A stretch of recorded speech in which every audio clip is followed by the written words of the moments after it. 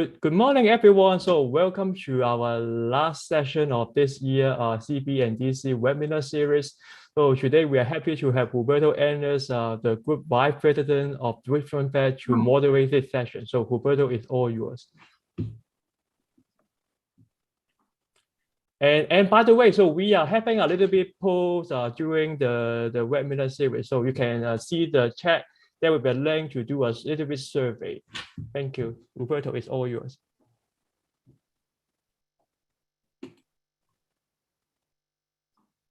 Sorry, I was trying to unmute. Okay, so welcome everybody. We have Wei Xiong today. He's going to talk about privacy and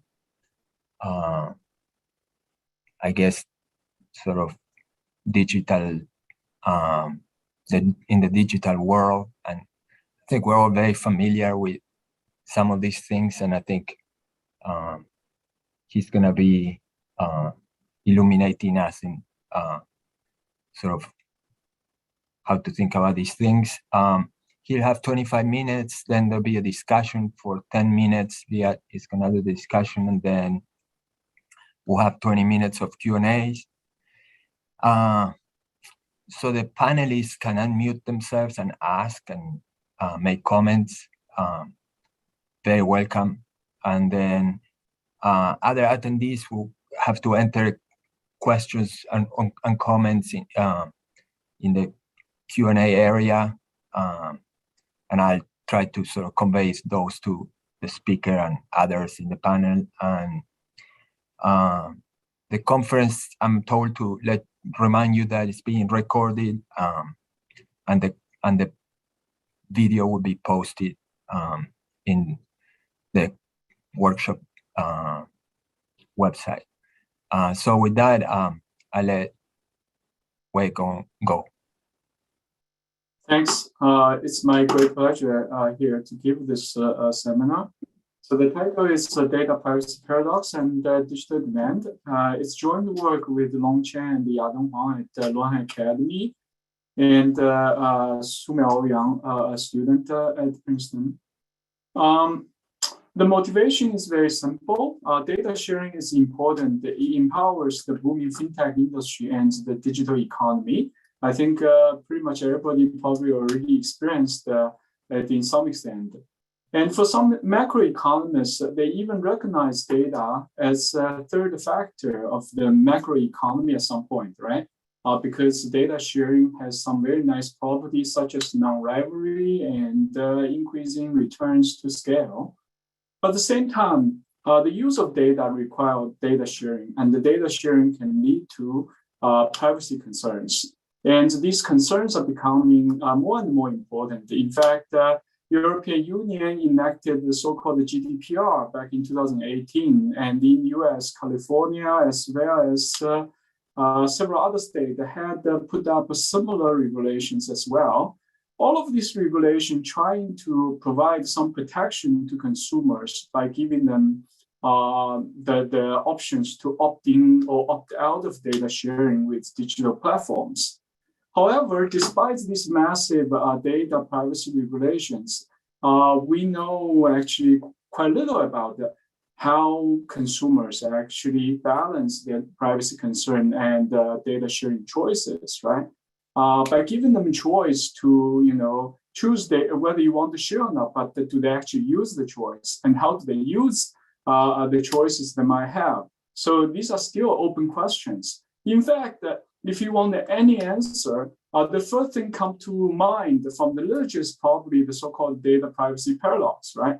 In fact, there have been extensive studies in the marketing as well as information system literature about how people protect their privacy, right? In fact, there has been a survey by Christie, Bradmere, and Lowenstein showing and arguing, collecting a large body of work arguing that the consumers often state concerns about data privacy in surveys, yet they share their personal data freely or for very small rewards, such as free pizza, right? So To the extent that most of these studies are done in laboratories and among college students. So there's also a legitimate question: does this paradox exist in some realistic situations, such as data sharing with the digital platforms? If so, and why? So these are the questions we were trying to address in this study. Very quickly, let me give you a highlight. So we examined this paradox by combining survey and behavior data of a sample of Alipay users. We confirmed the data privacy paradox. Indeed, users with stronger privacy concerns authorize data sharing with roughly the same number of mini programs in Alipay, just as those who say they are not concerned. Okay. Then what explains the data privacy paradox? This is not simply due to unreliable survey responses or frustration with protecting one's privacy. In fact, we show that the users with stronger privacy concerns use many programs more intensively, and heavy users of many programs also are more likely to cancel data sharing with many programs. So from both sides, there's this positive correlation between privacy concerns and the use of digital applications. So putting this together, we highlight that privacy concerns are likely developed as a byproduct in the process of using digital applications. So this is a highlight. Let me quickly mention the related literature. As I mentioned already, there's an extensive literature on the data privacy paradox. This literature tends to attribute the existence of this paradox to various personal behavioral biases, such as ignorance about data sharing, illusion of control, present bias, and so on.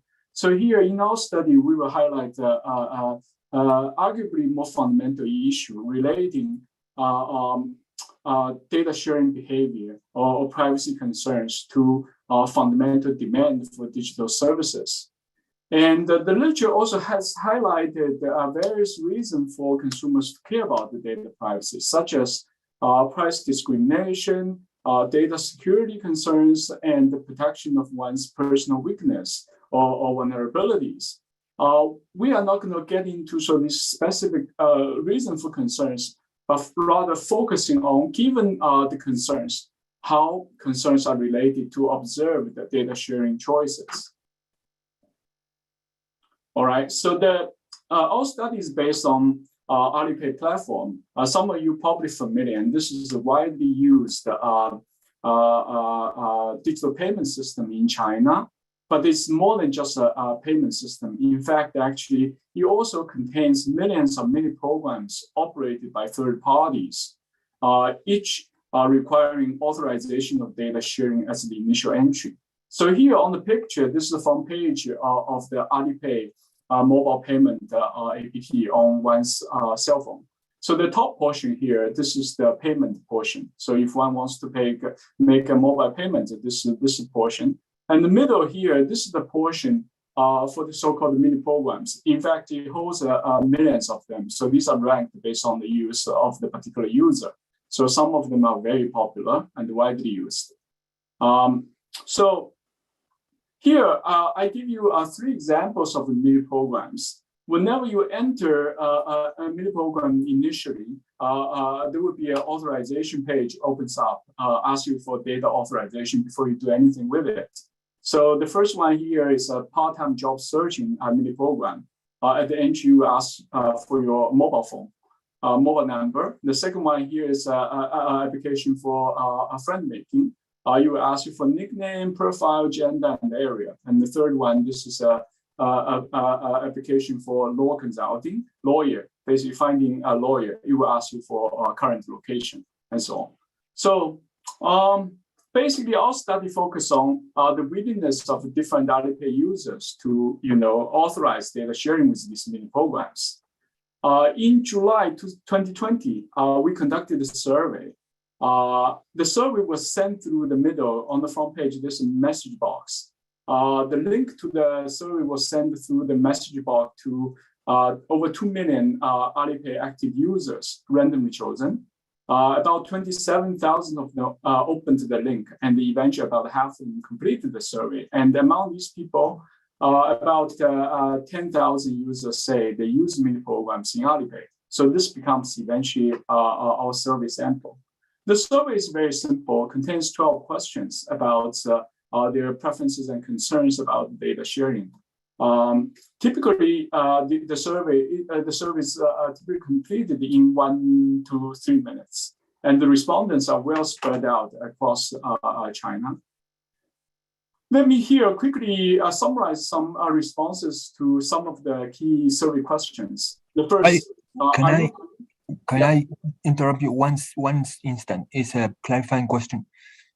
In 2 slides before, at some point they'll ask you about the authorization to share data sharing authorization. Yes, this is initially whenever you first time open a mini program.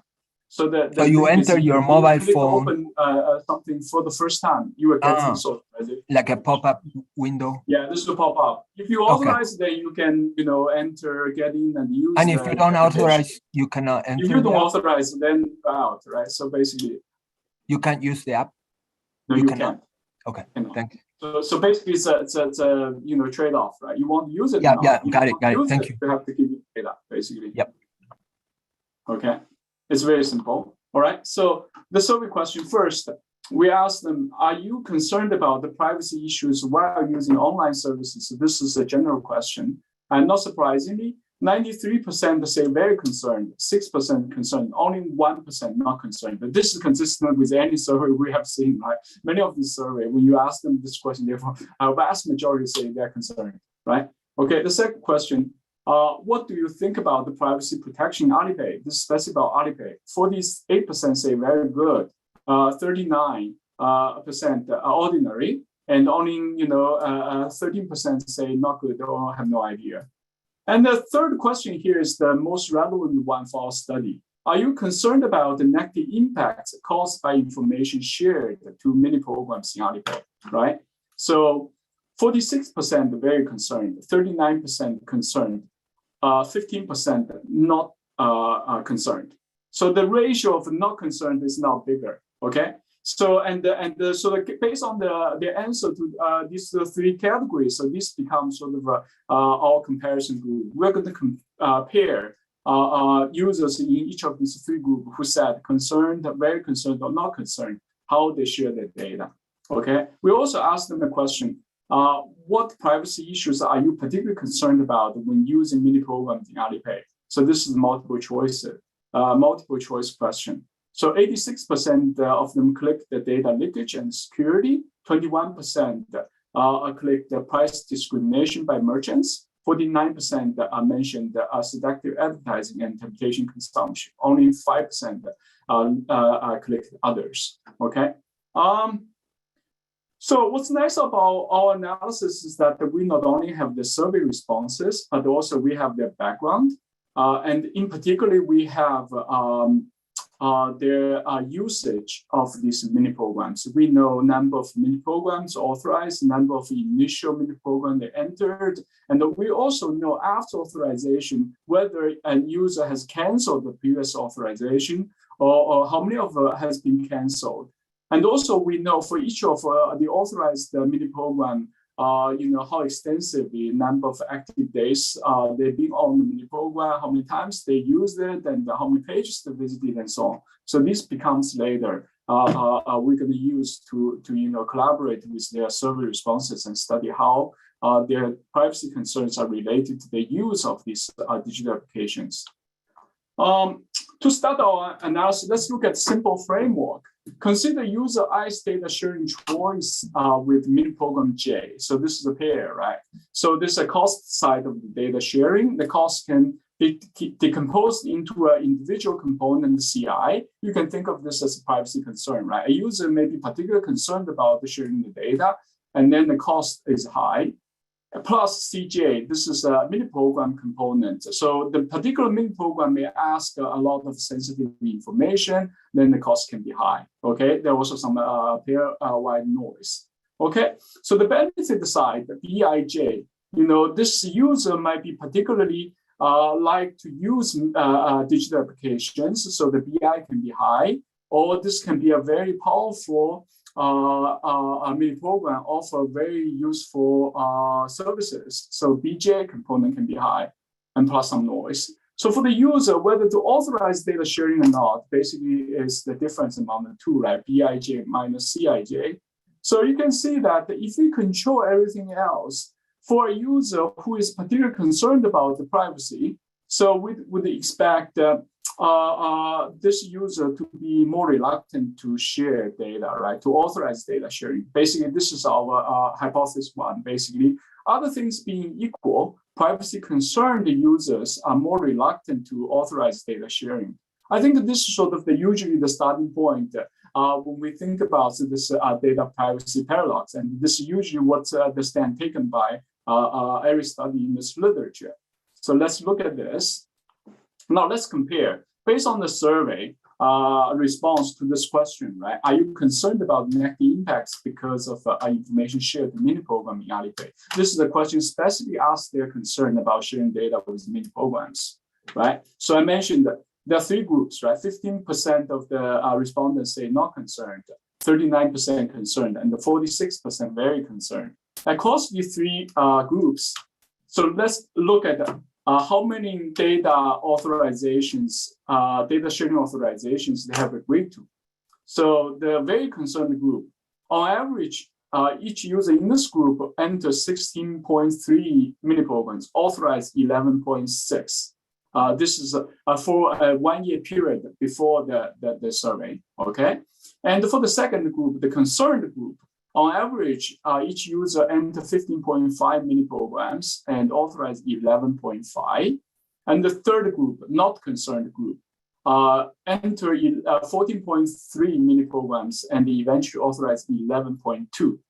So from this, you can see, well, if you look at the number of authorizations, 11.3, 11.5, 11, they're almost the same, right? There's no difference, okay? It's kind of interesting, right? This is exactly sort of nicely collaborate to the data privacy paradox, right? Across these groups with different degrees of privacy concerns, they end up authorizing, on average, the same number of data sharing, right? So we don't see the very concerned group share less. But on the other hand, you do see actually they rejected about the 25% of data authorization initial requests, right? So in the sense, this is not sort of situation you see, they just enter somewhere and blindly agree to everything, right? So in that sense, they didn't give up their choice. They did actually, look at this group, right? So they actually all, rejected some fraction, right? So this is not blindly agreeing to all data authorization requests. In that sense, they didn't give up. So you do see the sense of all active choices, but nevertheless, they end up agreeing to the same number, roughly, okay? So we can look at the sort of, of course, these mini programs are very different and, the individuals are different, the sort of, we should put in some controls, right? We can look at the user level regressing the number of data sharing authorizations with respect to the survey response. So the concerned dummy, the very concerned dummy, as well as their, backgrounds, their digital experience, their age. We can also put in the city fixed effect as well as gender fixed effect. But after all this, it doesn't matter. There's no difference, okay? We can do even nicer. We can look at the user mini program level, basically for all the possible pair of user and mini program. There are many pairs, potential pairs, right?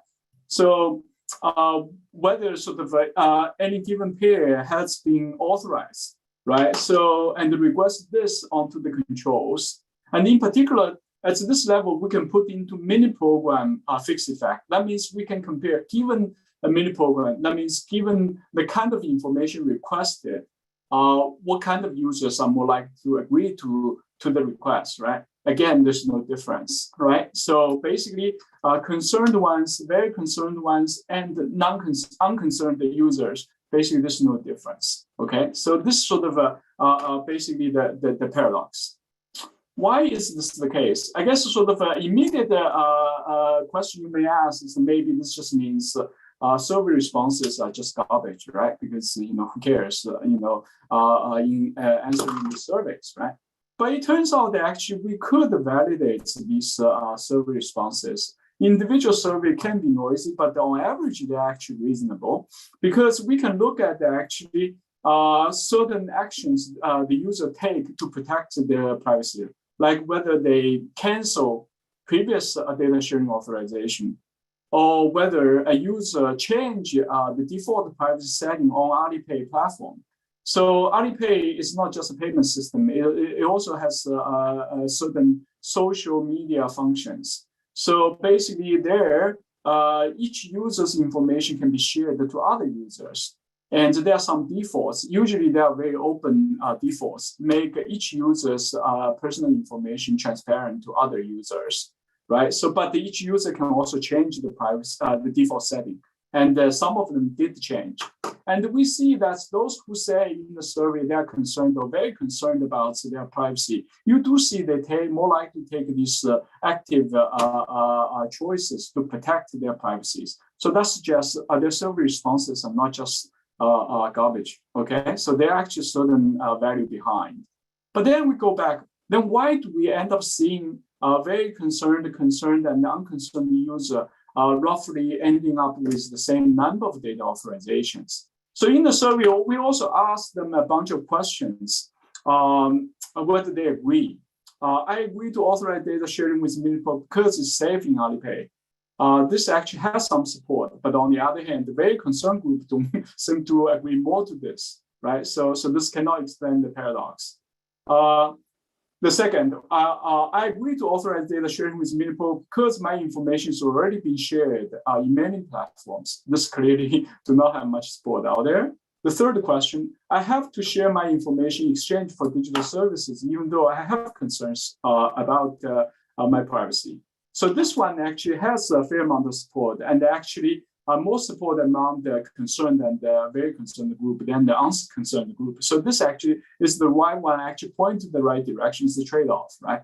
And this sort of seems to suggest the concerned one actually somehow agree to the fact that maybe they have some kind of stronger need for these services or something, right? And the fourth question, I authorize data sharing with mini programs because the request data are not important, but clearly this one doesn't get much support, okay? Finally, I tend to authorize data sharing with mini program that are used by my friends. We know social media is powerful, right? So this social networking effect, but here, you don't see it working to expand the paradox either.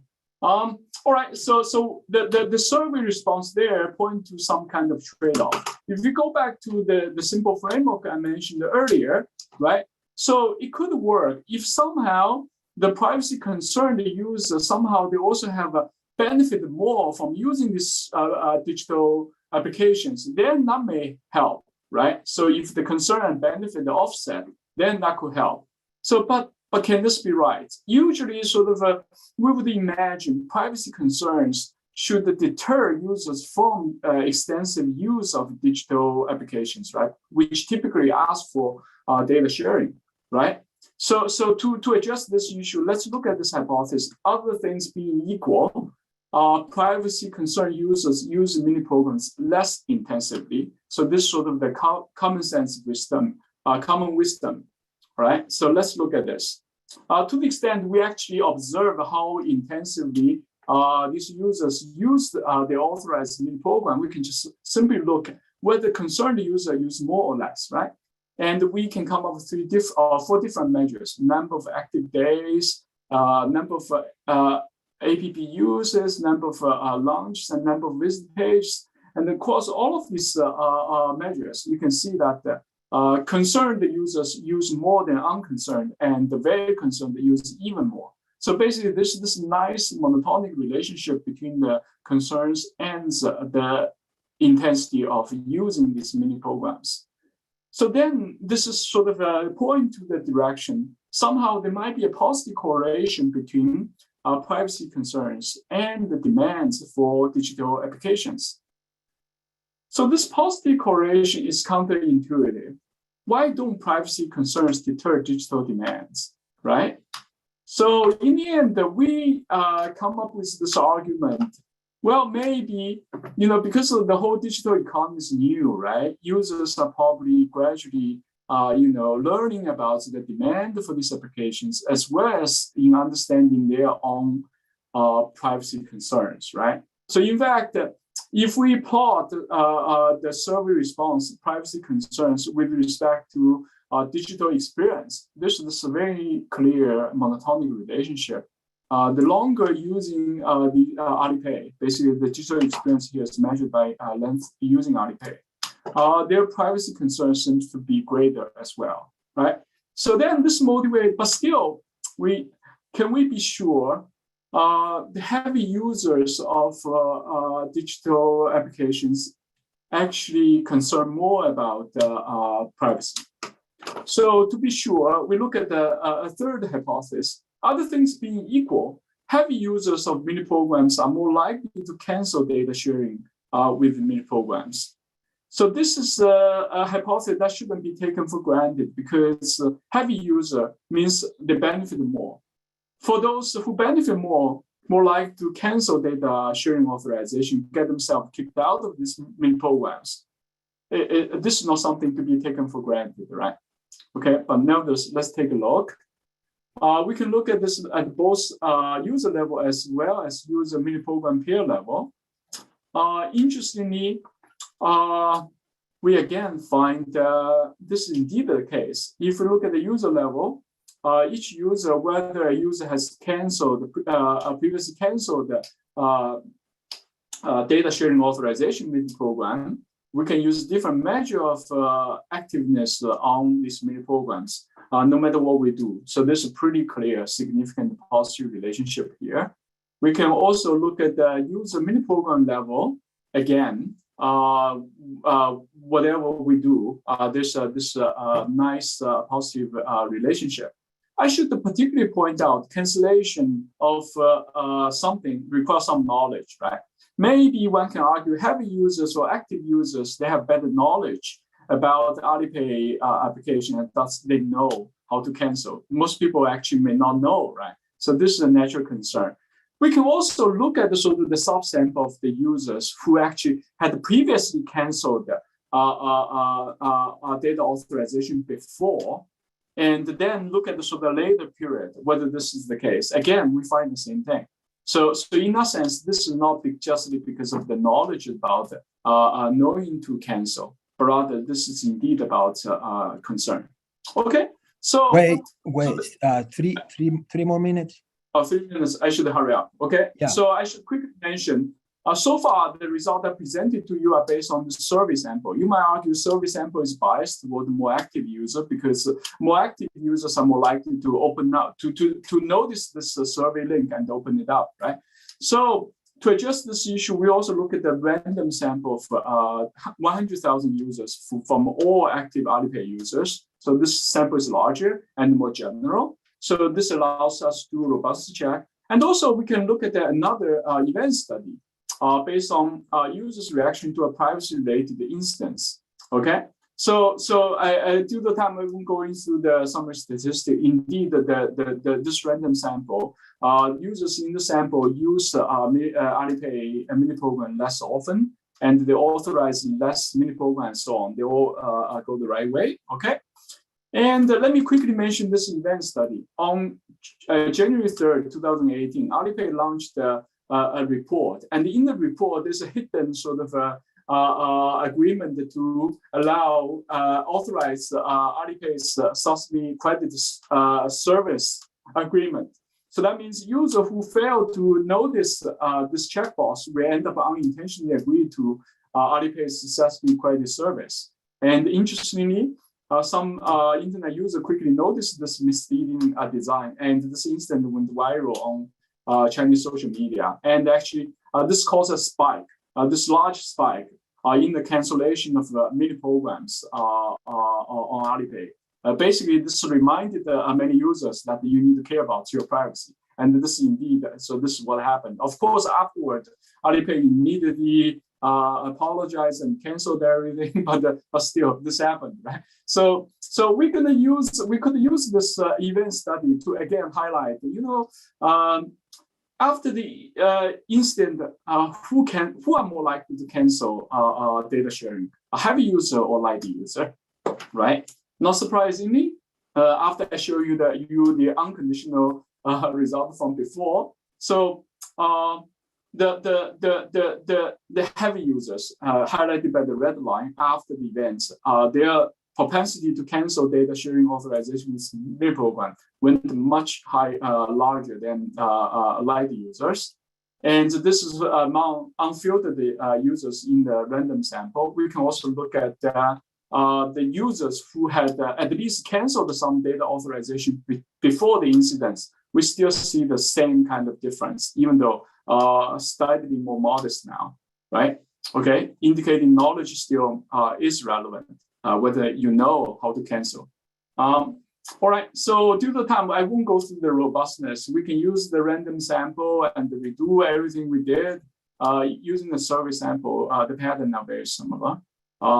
Okay, due to time, let me just quickly sum up. We confirmed the data privacy paradox. Users with strong privacy concerns authorize data sharing with roughly the same number of mini programs on Alipay.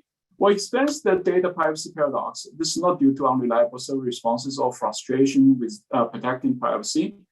Rather, we find users with stronger privacy concerns also use mini program more intensively, and heavy users of mini program also more likely to cancel data sharing with mini programs, both unconditionally and in response to a privacy-related instance. So putting all this together, we believe privacy concerns are likely developed as a byproduct in the process of using digital applications. So that means privacy concerns may intensify with the deepening of the digital economy, and thus eventually limiting the increasing returns of data sharing. Thus, it's really important to better protect data privacy and thus enable more data sharing. Eventually, this is the engine that's going to drive the digital economy, right? Okay, thank you. Great, thank you, Wei. Thank you for being on time. And so I think now it's time for Liad's discussion. All yours. Thank you very much, Huberto, and thanks, Wei, for the interesting presentation, and thanks for having me here discussing this really nice paper. So let's see, make sure I can go through it. There we go. This Alipay app shows up on different app stores. This is taken from the Apple App Store, stating that Alipay is a super app designed to offer a bouquet of services, trusted by over 1 billion users, has offerings that span payments, manage finances, choose suitable insurance schemes, hail a cab, or even order in from a favorite restaurant. The Google Play Store is not available in China. So this is from the NG Market App Store, an Android app store. Has a similar translated description stating Alipay is a fusion of payment, wealth management, life services, government services, insurance, public welfare, and so on. In addition to providing convenient basic functions such as payment, transfer, and collection, it can also quickly complete credit card payment, charge phone bills, pay water, electricity, and coal. It can reach hundreds of people in one step through intelligent voice robots. Not only discounts on consumption, but also manage money easily, accumulate credit, and make life easier. Interesting thing from the screenshots for the Android version also shows that there are games, social games perhaps, within Alipay, within these mini programs. This is relevant because if we look at the categories of mini programs and we try to draw parallels to the broader app ecosystem in, say, iOS or Android, we know that in those ecosystems, games tend to be the most engaging apps. So it's kind of curious whether the same applies to Alipay. Some overview of the setting. Alipay has over 2 million mini programs that are used by around half or more of the population. Data permissions include gender, phone number, national ID number, credit score, and so on. And you cannot use a mini program without granting its requested permission. At least you cannot fully use it. Authorizations are for a finite time. Then they need to be reauthorized. They can be withdrawn at any time. It's not clear whether a lack of reauthorization counts the same as a withdrawal. I think that needs to be clarified. Alipay, the platform itself, has privacy settings, and the default of the platform is low privacy, meaning that users' posts, at least some of them, are more visible. The users themselves are more easily searchable by others, etc.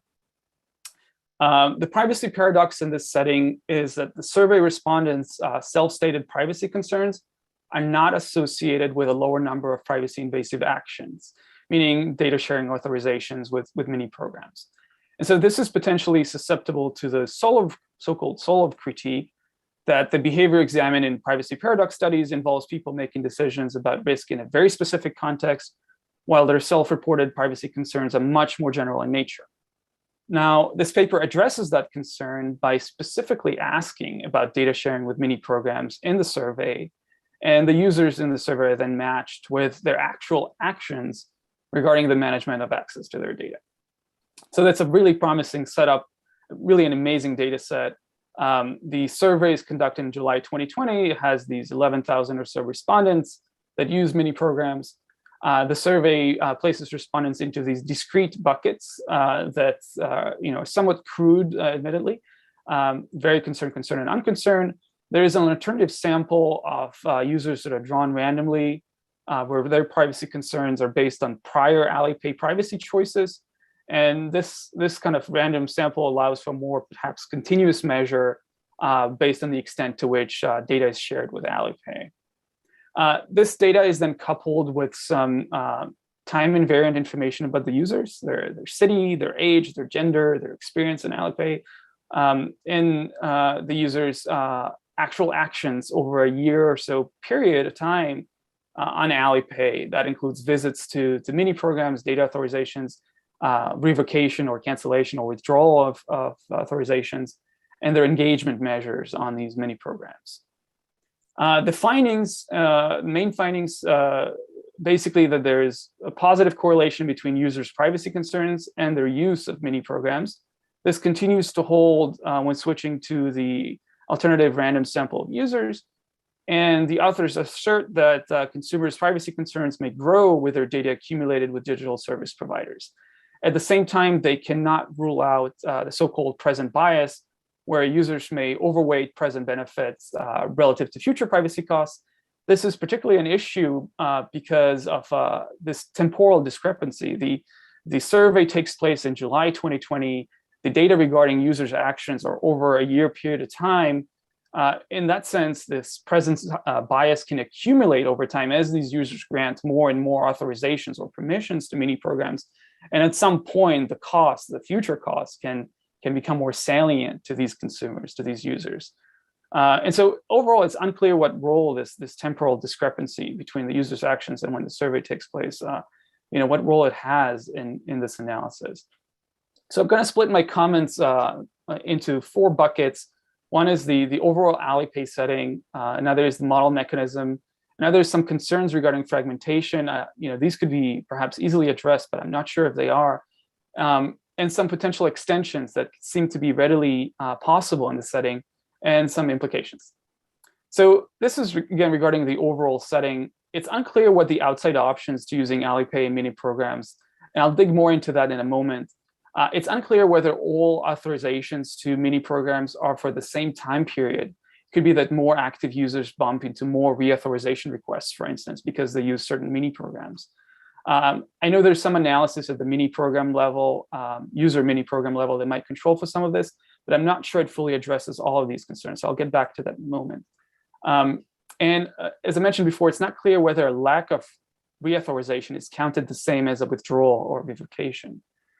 Can mini programs collect Alipay information in the background, or is it just a one-time collection? I mean, clearly they're collecting the actual data from using the mini program, but what about other data?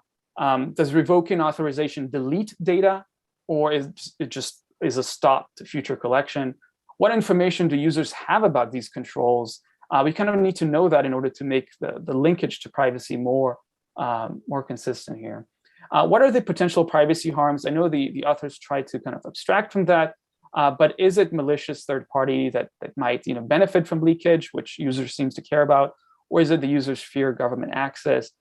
Which information are users most concerned about leaking, and is that something that mini programs can adjust to? I mean, mini programs are sort of taken as static here, but they might adjust to users' lack of authorization over time and adjust their permissions. I think the authors say that most of the permissions stick to the functionality of the mini programs, but the mini programs can also adjust their functionality over time. What is the distribution of mini programs in terms of their data intensity, say, for active versus less active users, for privacy conscious versus less privacy conscious users? And it's unlikely that users use the same distribution of apps. Those can be finance apps, they can be health apps, social apps, or gaming apps. The gaming is a dominant engagement-wise in the iOS and Android app store. Does that map to Alipay? It's not clear to me that the user mini app analysis level controls for this completely, especially since these distributions can change over time. What does the Alipay mini program store look like? Do they compete on privacy? Do these mini programs compete on privacy? How are permissions highlighted? Are they sorted in a certain way by category of function, or is it all search-based? Can they use third-party SDKs and APIs? And does Alipay place any constraints? Do users have any information on that? Can users shop around for a mini program that requires fewer permission within a category? And does Alipay remove any mini programs over time, and based on what? Do mini programs permissions change over time? Do they require authorization when they change those permissions? If they add a permission or if they remove a permission? And do users react to that? So the positive correlation, kind of switching to the mechanism between users' level of activity and actions restricting data sharing, suggests a number of potential mechanisms on the cost side, kind of ignoring the present bias, potential orthogonal mechanisms that might be happening as well. And these could include increasing the level of salience for users, or sophistication or understanding regarding data flows or data management. It could be concerns about the greater breadth of data shared, for example, more sensitive data, maybe adult content, maybe more data intensive mini programs. It could be concerns about greater accumulation or depth of data shared. It's not clear which mechanism is at play, and it could be a combination of them. It's not clear to what extent each one is factoring in here. It also suggests a potential learning by doing model if sophistication is the key here. I'll have some comment on that in a moment. And another concern, another layer of concern, is what role income might play here. For example, it might interface with potential harms if the concern is about data leakage and potential fraud or credit theft. It could also interface with a device choice, and I'll talk more about fragmentation in a moment. It could also interface with a mini program choice. So that's something that doesn't seem to be factored in. Now, as far as fragmentation, 3 minutes. Okay. As far as fragmentation, it's not clear what role device and operating system could play here. Tablet versus smartphones, it's not clear that fixed effects, time-fixed effects would capture users updating their apps or operating system or the devices. It could be that privacy-conscious users are more likely to use certain apps or certain phones, certain devices. This is an example from the Android and iOS screenshots, and this is presumably for the same screenshot. It's a bit hard for me to tell given the language difference, but we can see that it looks quite different. And it could be that the interface for revoking authorization looks different as well. What role does that play across operating systems and within an operating system, given that there is fragmentation there as well? And we know that iOS and Android update their privacy requirements and privacy interfaces over time. It could be that Alipay does the same. So continuing with fragmentation, it could be that new devices reset permissions. It's not clear. Is it possible to control for app version, operating system version, or mini program version? And whether fragmentation is even an issue, it's just not clear here. So this is kind of the final bucket, potential extensions and implications. There's potential for additional analysis here on a panel data. For example, if the first time a user cancels or revokes an authorization or changes an Alipay privacy setting is taken as a treatment, these users could be matched to users who have not done that, and that could get at the effect of sophistication on subsequent user behavior. If device data is available, it could look at switchers from Android to iOS or vice versa. If iOS has a better reputation for privacy, for instance, you can explore other ways to use panel data. I think there are quite a few opportunities here. And kind of the broader question as far as implications is, how do we map privacy concerns within an app, albeit a super app, to privacy concerns within a broader operating system or a device ecosystem? So some other potential extension here that seem kind of obvious to me is the platform's perspective. And I think this is crucial. What about Alipay here? Some back of the envelope calculations could be, what if all users are high concern and have previous experience with cancellation or revocation? What if all users are low concern and have no prior experience with cancellation? How do we compare these extremes to the status quo in terms of engagement on Alipay? It seems to me to be against the platform's interest here to make the privacy choice or the cancellation choice more salient to users, because it might lose on engagement.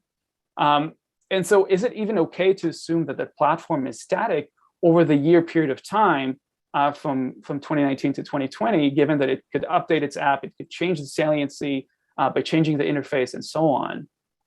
It seems like the platform would have incentive to interact with that. So I think these are questions that also could be addressed in part, or at least could be looked into. And these back of the envelope calculations could shed some light on the platform's incentives. So just to summarize and recap, this is an excellent paper with an amazing data set. I think my comments can largely be addressed with some more background information, some more controls if available, with some more caveats regarding limitations about the data. And there are some really rich opportunities to extend the analysis as far as the model, exploiting user or other variations over time, event studies, which the authors recently added, and examining platform incentives. Thank you very much. Thank you so much, Liad. That was an amazing discussion. And so I'm I'm thinking that I'm gonna give Wei some time to sort of comment on the discussion. Of course, we have the panel, but you've already asked all the possible questions that anybody could possibly think. But so we can see if someone else wants to re-emphasize some of those. But Wei, do you want to have some comments about? Sure. Thank you, Liad, for the wonderful discussions. They were very thoughtful and provides a lot of suggestions, very constructive. Certainly, we could spend a lot more time on this. The data is actually really new to us, so really to understand what's in the data, takes a lot of time. And I think we're just getting started to know the data, but certainly we can spend a lot of time. I think as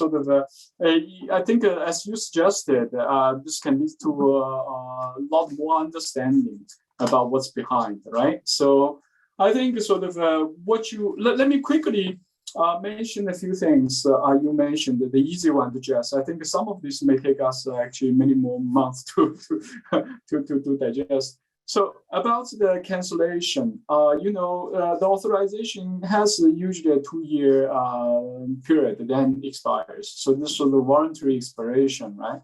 So this is not counted as cancellation in our analysis. We only look at active cancellation before authorization expiration. And you mentioned about this present bias and as well as the other bias. I think this bias is clearly important, for any individual, right? So in making these decisions, it's a decision which you don't really know much about what they have. So clearly, there are a lot of decisions are made on the instinct, right? But at the same time, I think what we find about actually those who end up using more heavily, actually end up being more concerned that this relationship going to be parallel to all these other potential biases out there. I don't think this can be, it's actually tricky to control for these potential biases, but nevertheless, I don't think any of these biases can really extend this fundamental relationship we find either. I think this is the most important issue I think I want to clarify. And of course, I will try our best to find a way to address these other biases, which are clearly important. But of course, we are not running a controlled experiment as typical of these other studies. They can actually design a way to tease out these biases, right? We don't. We are using actually administrative data, unless we can convince Alipay to run some experiment for us. But that would be a lot more difficult, okay?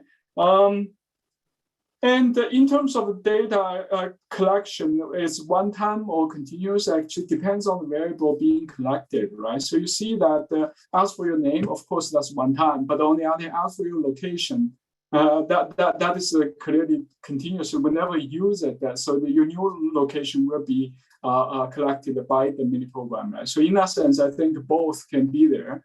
But as you suggested, indeed, this means sort of the kind of data sharing is very rich, right? So some are very intensive and some very intimate, but some others are maybe more innocuous.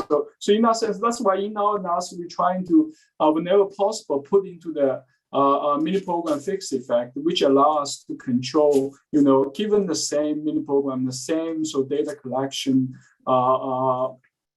mechanism, right? So how likely a user gonna share the data or cancel the data sharing later and all that, right? So that's sort of how we're trying to control for it.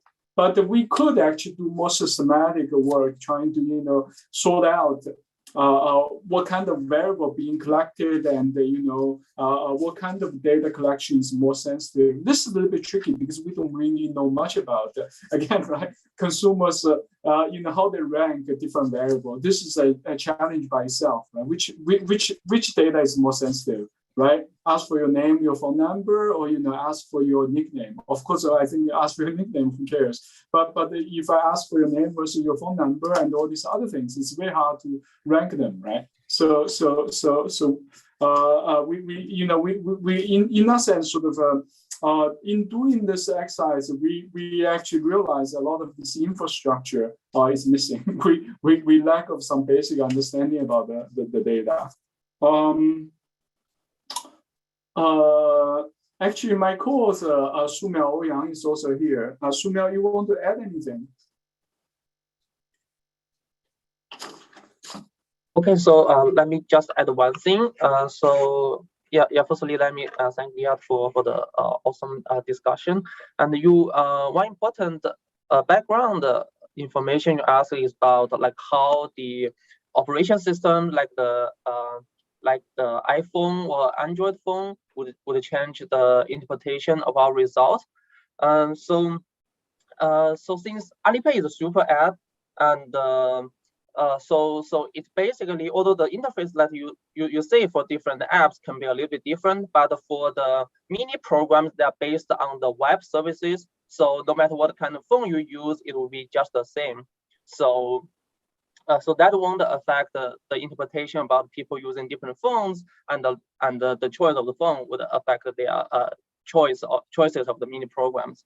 But indeed, I think it's really important to add some discussion on how we can link the environment of this mini program to the environment of the apps in the app stores. So I think the settings are quite different, because in our case, it's the information that are stored in the Alipay system. So the platform knows everything, but it's just the third parties do not know the information. So you will permit the platform to share some of your information. But for many of the app stores, you code the information. So you have the right to own the information, and you just choose everything. So that is kind of a little bit different, and it does not depend too much on your trust on the platform. So yeah, that's all I want to add. Thank you. Really quickly, guys. Can you, maybe you already said this, I apologize, but so the data, how do you get access to the data? Is this something that Alipay share it with you? Right. Yeah. I don't really know. We work with two co-authors in Luan Academy, which is a think tank founded by Alibaba Group. So in that sense, we work with people inside the company. So, but this is not data. This is not data that researchers that are listening to this seminar could access. Is that correct? You cannot access. Okay. Yeah. So this data is harder. So I think Sumiao actually spent many months in Hangzhou just to really process the data. I see. Any of the panelists have comments, questions?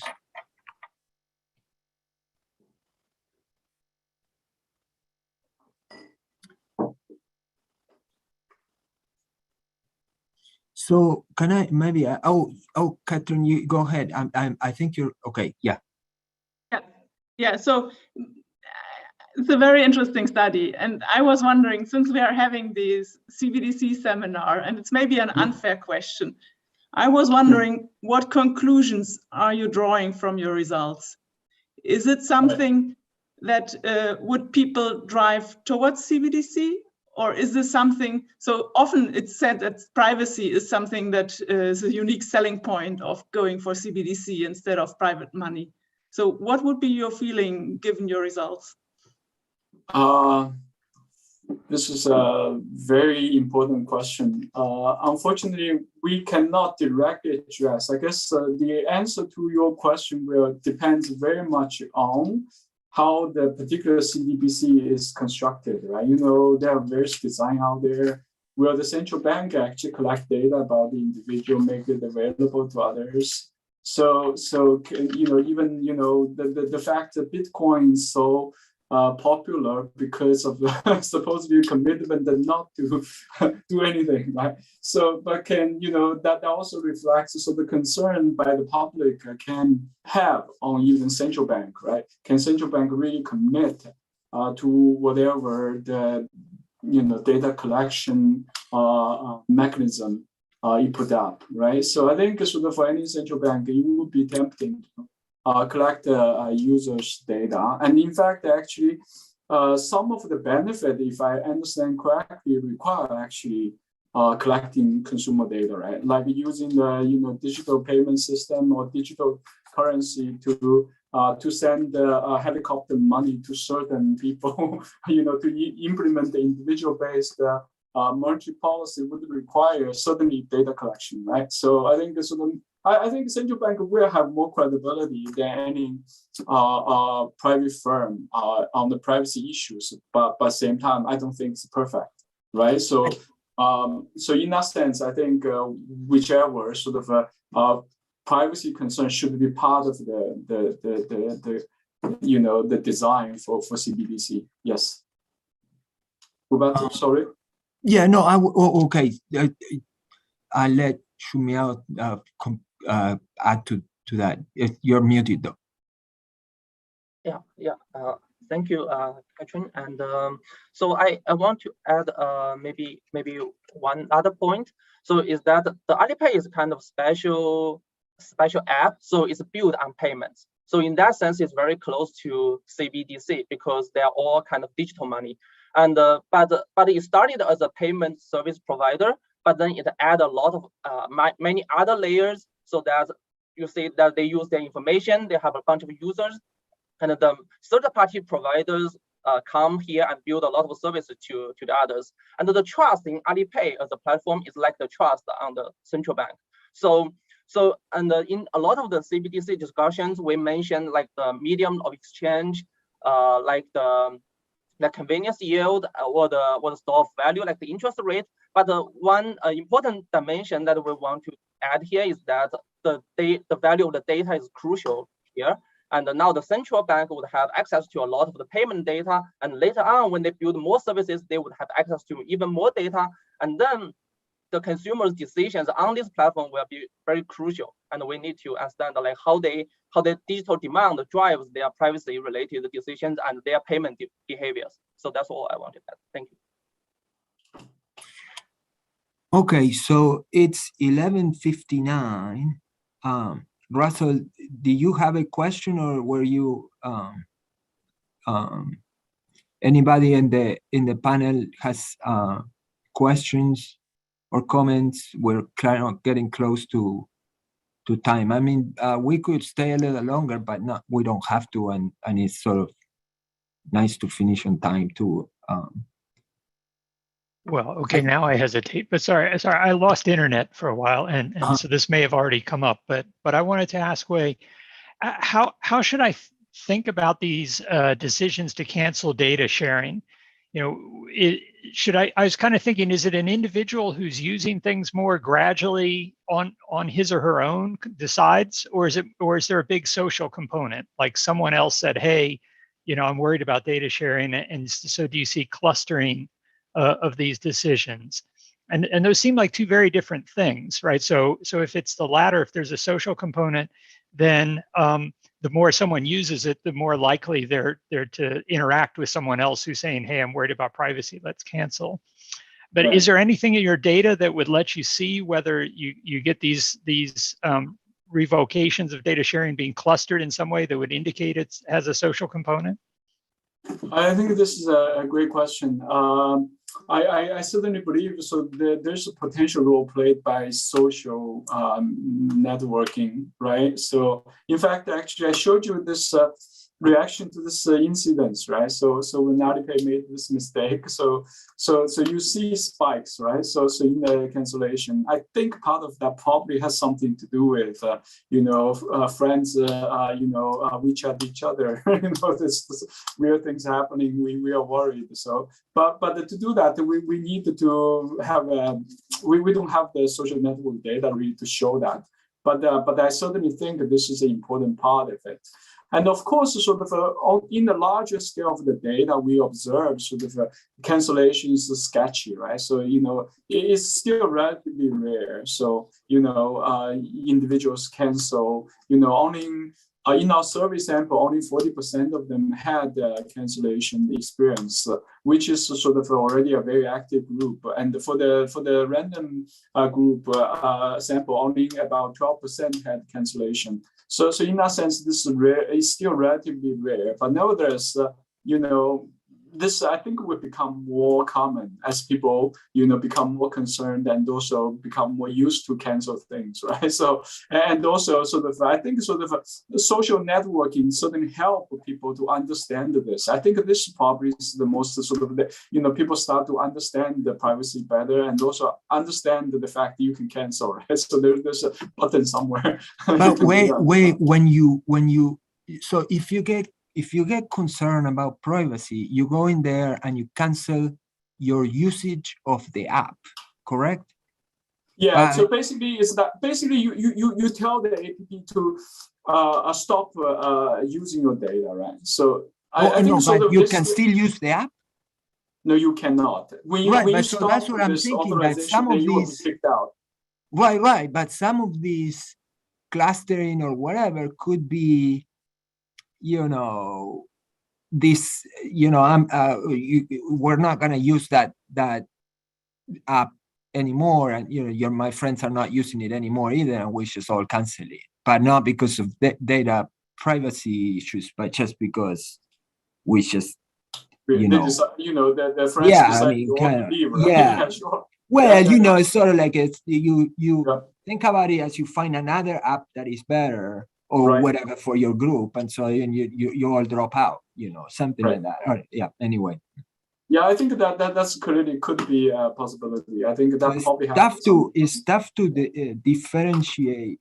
I was all along, during your talk, thinking about the extent to which, for example, when people go in and look at an app, I think is it the case? How do you? So the ones that go in and don't accept the privacy authorization are those mixed up with people that just go in, takes a look, read at the description, and says, whatever, I don't like this app, and leave.